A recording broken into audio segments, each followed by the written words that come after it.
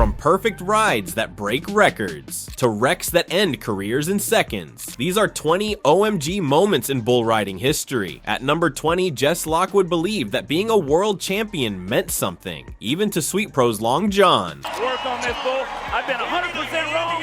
Today I'm going to keep it up. I'm taking the bull.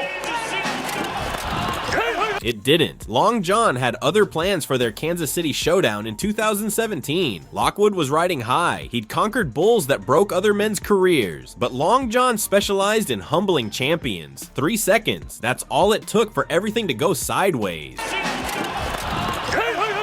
Wow. Sweet Pro's Long John. Lockwood hit the dirt hard, but Long John wasn't finished teaching his lesson. The bull wheeled around and drove his hoof straight into Lockwood. That's gotta hurt. The reigning world champion limped away while 20,000 people went dead silent. When you knock out a rider of Lockwood's caliber, you know it's serious. That's Long John for you. He doesn't just buck you off, he makes sure you'll never forget why. But if you think that was brutal, Neil Holmes at number 19 learned that skulls don't bounce in Vegas.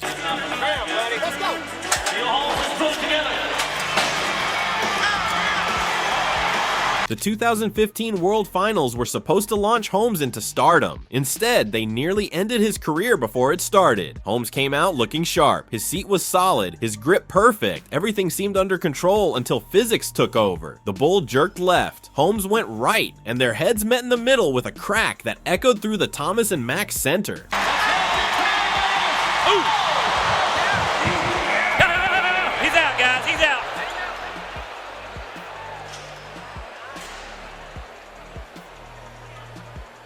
Holmes dropped like a sack of cement. No movement, no response. Just dead weight hitting Vegas dirt. The medics knew before they reached him. When a rider goes limp like that, there's only one explanation. Holmes spent several minutes completely unconscious. When he finally came to, he couldn't tell you his own name, let alone what bull he'd drawn. Holmes definitely got scrambled, but at number 18, Ben Jones discovered that Buck Dynasty doesn't care about your reputation. Whoa! Jones was Australia's golden boy heading into the 2013 finals. Flashy, confident, and skilled enough to back up the swagger. But Buck Dynasty had built a career-ending flashy riders. The matchup had electricity. This was the kind of ride that sells pay-per-views. Showboat rider versus legendary eliminator bull. Buck Dynasty exploded from the chute like he was shot from a cannon. Jones tried to match the intensity, but you can't outmuscle 1,700 pounds of fury. The way, yeah. Ben Jones wanted to get this weekend started. Remember, the bull pile drove him into the ground with authority. Jones hit so hard the entire arena went silent. That's never good. He lay twisted and motionless for what felt like forever. The way he landed made everyone think the worst. Jones eventually walked out under his own power, but the damage was done. Buck Dynasty had just reminded everyone why some bulls become legends. Now that we're talking about legendary bulls, at number 17, Mike White found out why they call him the Boogerman.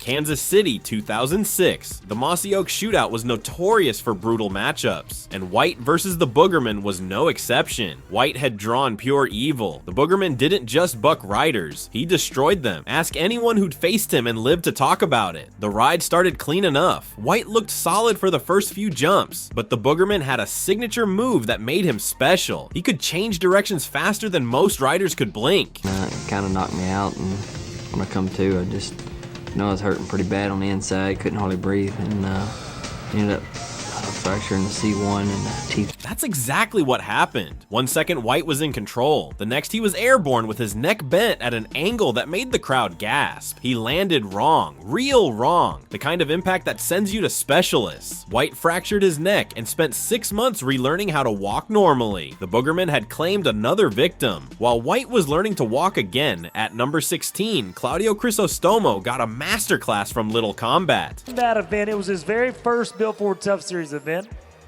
The 2013 finals were heating up when Crisostomo drew Little Combat. On paper, it looked manageable. In reality, it turned into a nightmare. Crisostomo hung up. That's every bull rider's worst fear, when your hand won't come free and you're at the bull's mercy.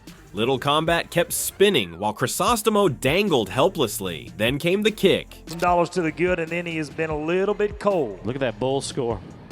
Bull scores coming in. Is it up there, up top? Yes, it is. 45.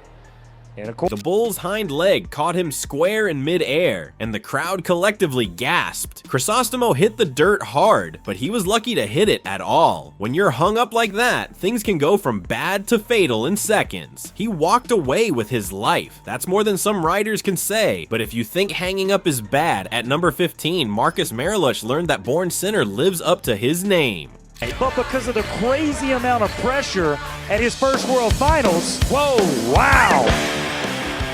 The 2013 finals were full of brutal matchups, and Mariluch versus Bourne Center was no exception. Mariluch thought he had the bull figured out. Bourne Center had other ideas. The bull jerked him down with authority. Mariluch's hand got stuck, so there was no escape as he got flung around. Bourne Center then drove his horn straight into Mariluch. The impact was sickening. Yeah, look out, Dickie's. Oh! Boy took a shot right there. Look out.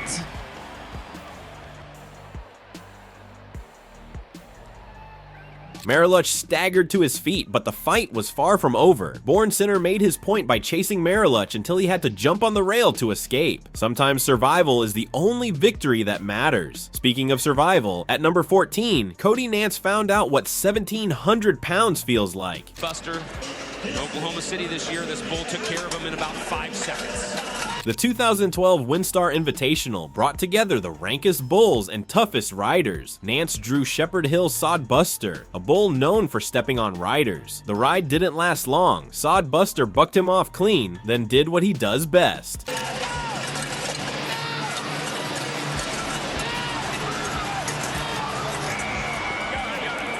He stepped on him. The full weight of the bull came down on Nance, folding him like a lawn chair. The crowd winced as Nance crumpled under the pressure. He eventually walked out, but hunched over like an old man. When a bull that size steps on you, everything hurts for months. It felt like getting hit by a truck, Nance described later. Then the truck backed up and ran over you again. I couldn't stand up straight for weeks. But he kept riding. That's what separates bull riders from normal people. They get trampled and come back for more. Now that we're talking about getting trampled, at number 13, J.W. Harris thought making 8 seconds meant safety.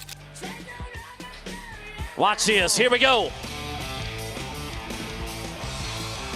Stay up on him. He was wrong, dead wrong. Springfield, 2014. Harris had just completed a solid 8-second ride on Sweet Pro's Long John. And oh!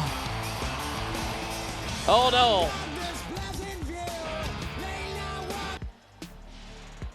But Long John wasn't finished with the conversation. He bucked him off, and as soon as Harris fell, Long John wheeled around and trampled him. The bull caught him clean, driving him into the dirt with malicious intent. Harris went down hard and stayed down. The medical team rushed in while the crowd sat in stunned silence.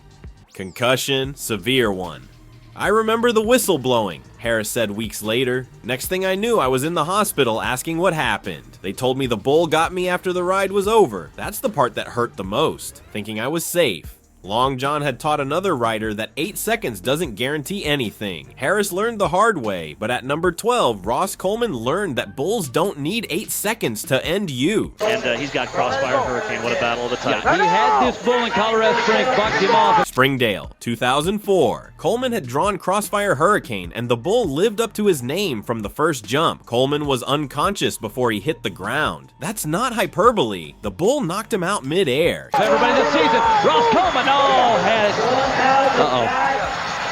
I don't think I've ever seen Ross Coleman lay in the arena. I don't think I've ever seen Ross Coleman get knocked out. But I'm afraid that's what happened. He landed like dead weight, completely limp. The impact was brutal, but he couldn't feel it. His lights were already out.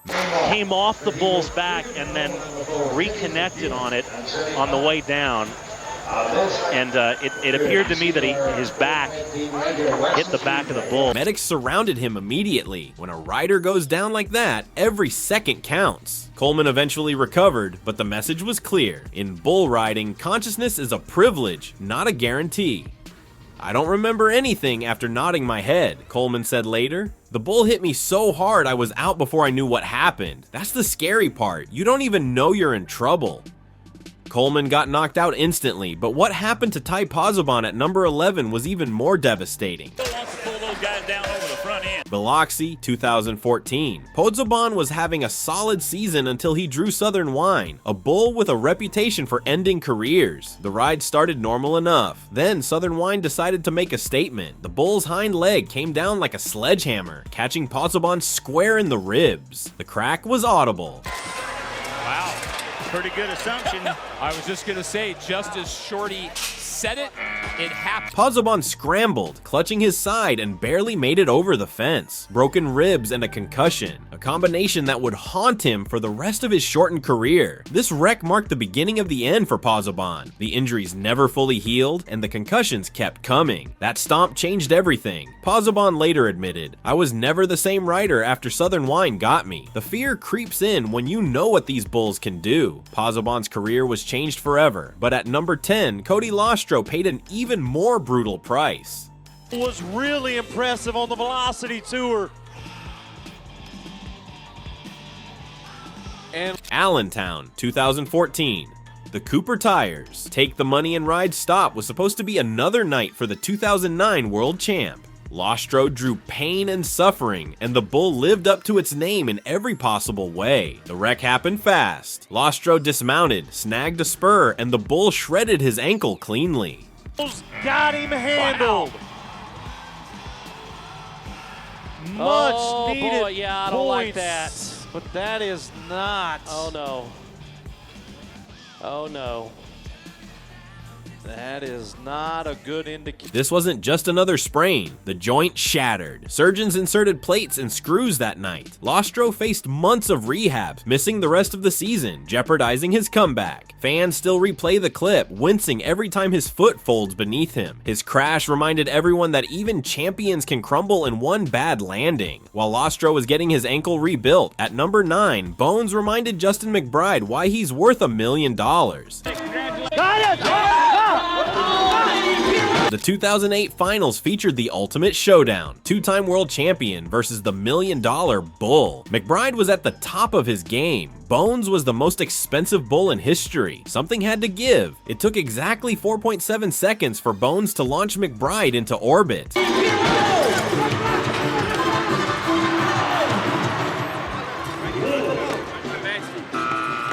The bull ragdolled the champion like he was a rookie. McBride hit the dirt hard, and his pride hit even harder. He limped away, but Bones had shown him who was in charge. "Bones is special," McBride said afterward.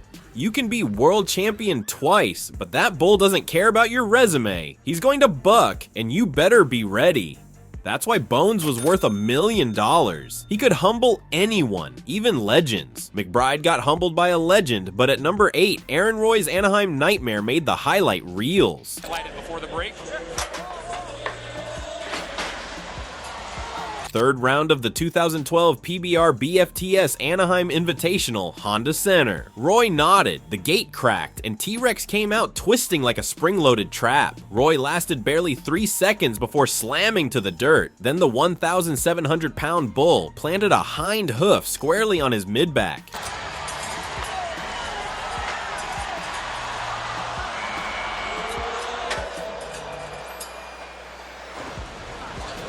He didn't move. Medics sprinted in, bracing his spine and checking for internal damage. The early word, heavy bruising, a concussion, and days of scans to rule out broken vertebrae. Even for a man who'd later survive a shattered back in Calgary, this one stung. "I couldn't breathe. Felt like the whole arena landed on me," Roy said afterward. But quitting? Not in my vocabulary. His return months later proved it, yet the clip still reminds riders that one bad step from a bull can end everything in a heartbeat. Roy got stepped on hard, but at number 7, Colby Yates met Avalanche head on.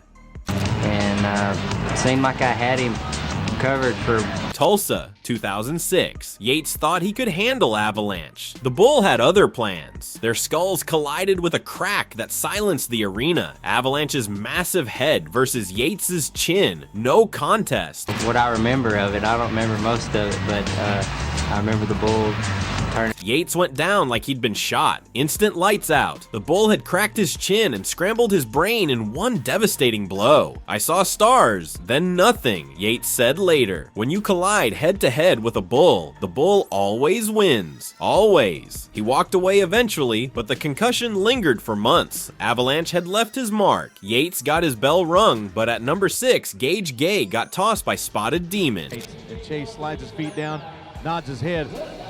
Let's watch. Bismarck, 2014. Gay drew Spotted Demon, a bull known for creative ways to hurt riders. The bull launched Gay high and far, then nudged him with his horns for good measure. It was efficient and brutal. Justin McBride, Gay took a beating from Spotted Demon, but at number 5, Matt Triplet experienced whiplash from hell. The best is when you are just having fun and not thinking about stuff too much. The 2014 finals brought together the best bulls and riders. Triplet drew Shepherd Hill Stockman, a bull that specialized in neck injuries. Stockman slammed Triplet with neck-snapping force. The arena went dead quiet. He had a couple great corrections there that kept that ride alive. He had ridden Triplet's head whipped back so violently that fans winced. When you see a hit like that, you pray the rider gets up. He did eventually, but the damage was done. Neck injuries in bull riding are career changers. Area, maybe even in the chest. We'll do our best to get you an update before we go off air tonight. I felt my neck pop, Triplet said later. For a second, I couldn't move my arms. That's when you know it's serious. Triplet's neck took a beating, but at number 4, Rubens Barbosa got stepped on by Smooth Operator. Out of the spotlight, now he's back in, battling his way through. Choctaw Buck and Shoe. Arlington, 2015. Barbosa made it 6 seconds before Smooth Operator decided enough is enough. The bull drilled him, then stepped on him for emphasis. Ribs and shoulder took the brunt of the damage, but Smooth Operator wasn't done. He dragged Barbosa and would have almost stepped on him again if the bullfighters hadn't intervened. Barbosa in trouble, and he's gonna get, wow. Oh, no.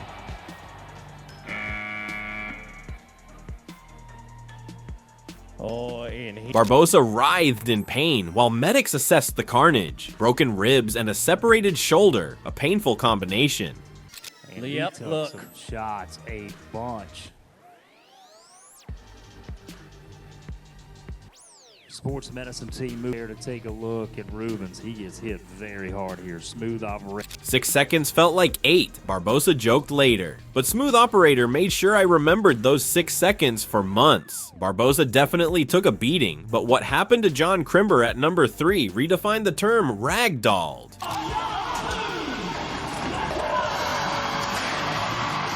Crimber drew Yahoo, a bull that lives to humiliate rookies and veterans alike. He looked calm, focused, maybe even a little cocky, until the chute cracked. Yahoo exploded like a coiled spring, jerking Crimber forward, then firing a hind hoof straight into his collarbone. The impact lifted him off the rope mid-spin. By the time the third jump hit, gravity won, and Crimber was face first in the dirt. That alone would have been brutal, but Yahoo wasn't finished. The bull whipped back around, clipping Crimber's ribs before the bullfighters could pull him clear. A hush fell over the crowd. Everyone heard that thud. Medics rushed in, bracing his shoulder and checking for a concussion as fans watched in stunned silence.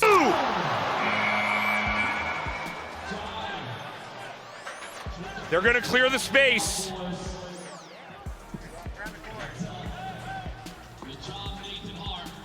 Yahoo finally. Crimber later summed it up with a grin that looked painful.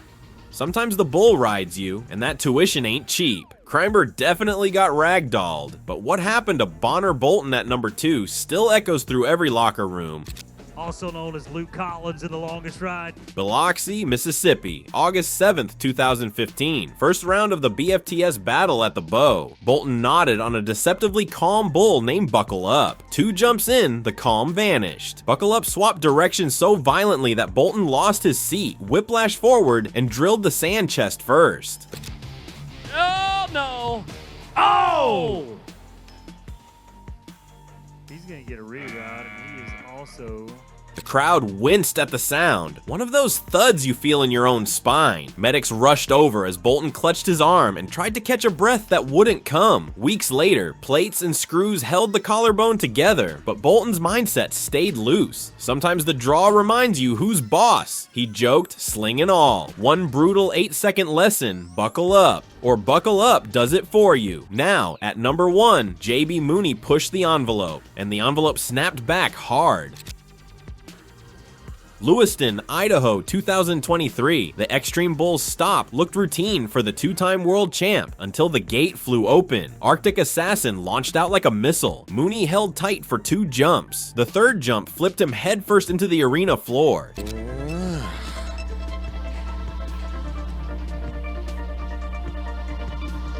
Easy, easy.